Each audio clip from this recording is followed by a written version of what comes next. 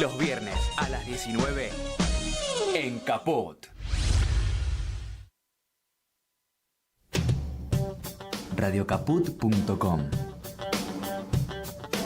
Estás conectado. Estás en Caput.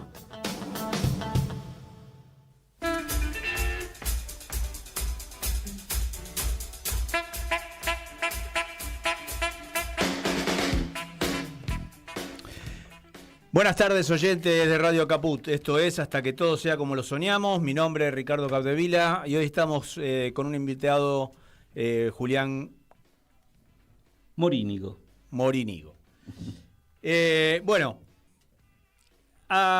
Queremos agradecer a esta querida Radio Caput que nos recibe todos los viernes a las 15 horas, al director Juan Martín Ramos Padilla, a Tatiana Ibarra, a Jorge Pardés, Ignacio Sábato y a quien maneja los controles, Martín. Evidentemente, todos los miércoles nos encontramos para reflexionar y en la reflexión de hoy quiero titularla como que PAMI es un ente autárquico, pero prácticamente vivió intervenido. PAMI es un ente autárquico que se financia con aportes del vínculo laboral, formal y de las personas con jubilaciones o pensiones contributivas. Se escucha que el PAMI es estatal y no es correcto. El PAMI es un ente autárquico, público, no estatal.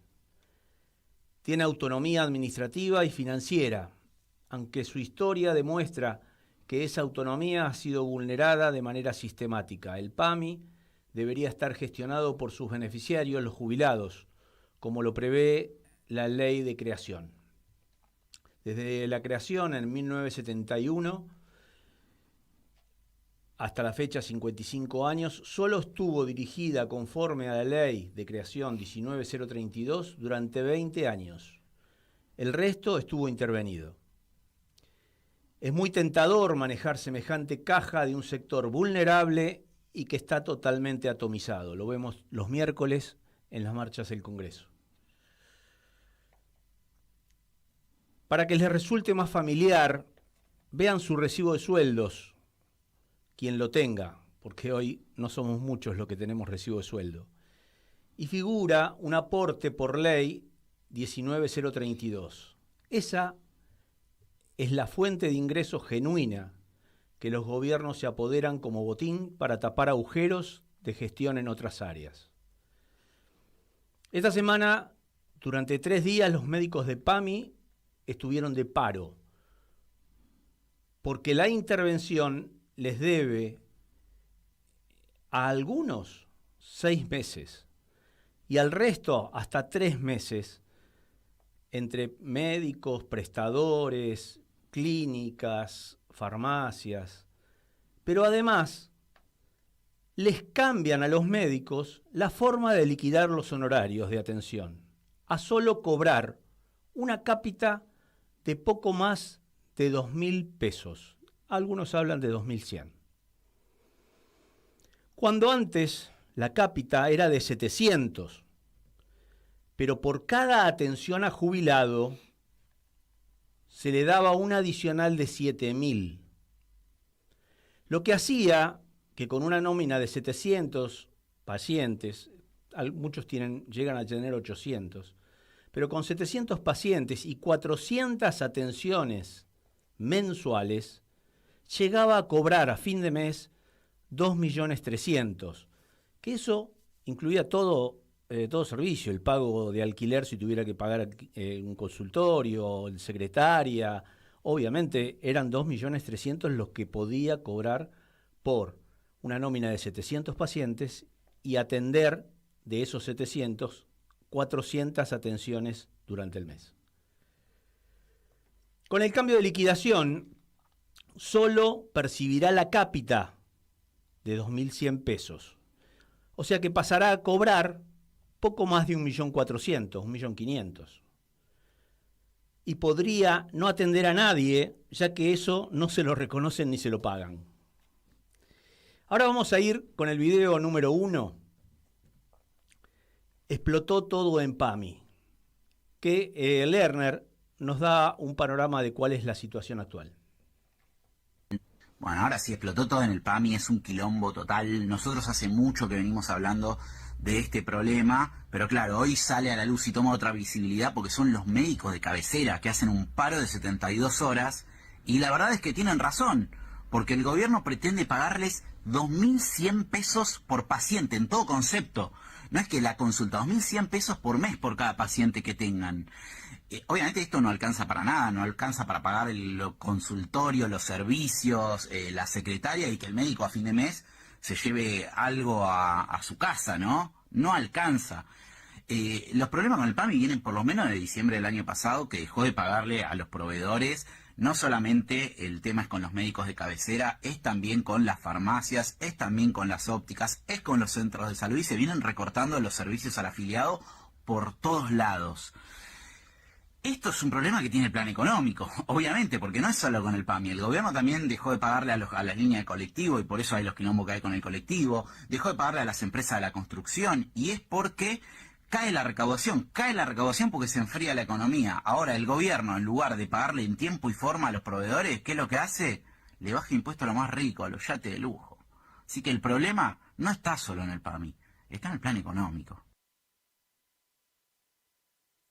El PAMI, están haciendo que el PAMI colapse en su atención, como además la provisión de medicamentos, como lo decían, que se convirtió en insostenible la deuda con las farmacias. El daño que están haciendo es muy grande y nos llevará mucho tiempo repararlo, pero al límite del ajuste está relacionado con la resistencia de los ajustados. Sobre todo por la falta de dirigencia que capitalice la angustia y la frustración. Es muy triste ver cómo instituciones del Estado e incluso empresas de mucha trayectoria quedan en el camino por esta gestión de ajuste y motosierra, mientras los que se benefician la disfrutan impunemente o fugan a paraísos fiscales. Yo escucho hablar de los dueños del país y me pregunto, ¿pueden ellos justificar su patrimonio? ¿Con qué dinero lo compraron al país? ¿A quién se lo pagaron? ¿O se hicieron dueños por saqueo con un silencio cómplice de nuestros representantes? ¿Cuándo se dignarán nuestros representantes a decir lo que el pueblo debería saber? ¿O fueron sometidos por la mafia al silencio, como se conoce ese código de la omertad? ¿No será hora de reclamar a nuestros representantes, si queda alguno que nos represente, que para que nos escuchen deberíamos cambiar el artículo 22 de la Constitución y convirtamos la representación en participación? Basta de delegar cuando no representan lo que pensamos. Como ciudadano, quiero decidir sobre la vida en sociedad. Si la ciudadanía tuviera participación, nunca se hubiese aprobado el DNU 7023, ni la ley Bases. Quiero decidir por la normalización del PAMI, normalizando la atención médica y la entrega de medicación. Quiero decidir una reforma sobre el poder judicial mafioso para lograr que se imparta justicia. Quiero decidir en la formulación del destino de las exportaciones, ya que hoy no exporta el país. Es mentira que cuando dice Caputo que estamos exportando, que nos va a beneficiar el tema de la guerra por los valores que se están exportando los commodities. No. Cuando el producto de la tierra debería ser de los ciudadanos y los recursos deberían ser de los ciudadanos, los que están exportando son las multinacionales. El Estado solo les cobra un impuesto cada vez más bajo como una retención. Por ejemplo, el trigo está pagando un 15% de lo que las multinacionales quieren declarar, porque tampoco hay controles. El manejo de las divisas debería hacerlo el Estado, como lo hizo en otra época, a través del Banco Central, pero sin facilidades de que esas exportadoras recuperen el billete verde, sino que las exportadoras deberán tener los pesos que generó su producto dentro del país. Basta de fuga y saqueo de riquezas. El hecho de que tengan la posibilidad de conseguir esos dólares, billete, las exportadoras, es para fugarlos.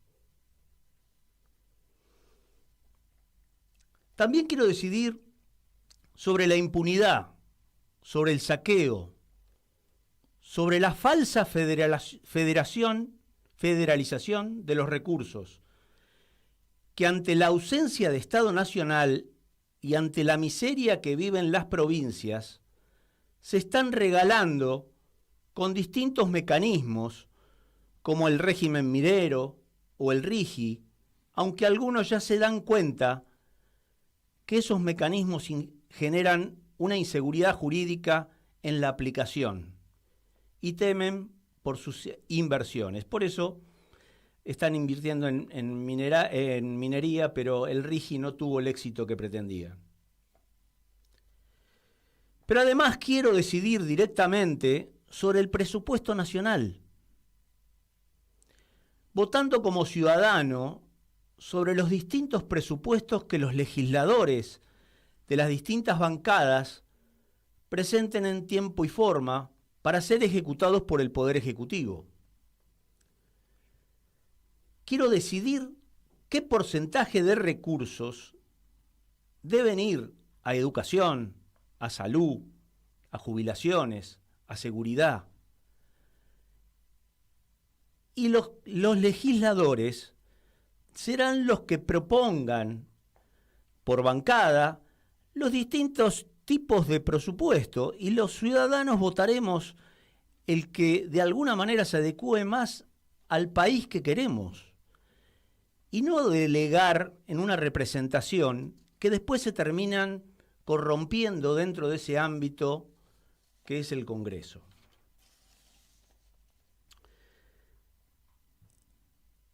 En otro orden de cosas, esta semana volvimos a escuchar al mamarracho del presidente decir que en 6 meses habrá derrotado la inflación y no sé cuántos ciudadanos más sacamos de la pobreza.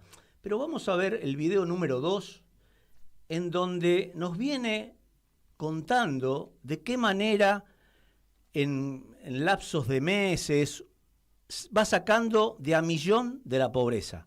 Vamos al video. Quiero mostrar algo, tiene que ver con el Nobel de Economía que le van a dar a Milei. Esto tiene que ver con eso. Yo creo que acá pasa a ser candidato en serio Milei, con esto que les voy a mostrar ahora. Ustedes me tienen que seguir, porque tiene que ver también con lo que dijo en las últimas horas Javier Milei. Pero yo quiero ir mostrándoles fecha a fecha los números de Milei. Vamos a empezar con este tape del presidente de la Nación. Escuchen bien, 20 de diciembre de 2024. Miren lo que decía y vamos a ir repasando video a video. Mirá lo que decía Milei.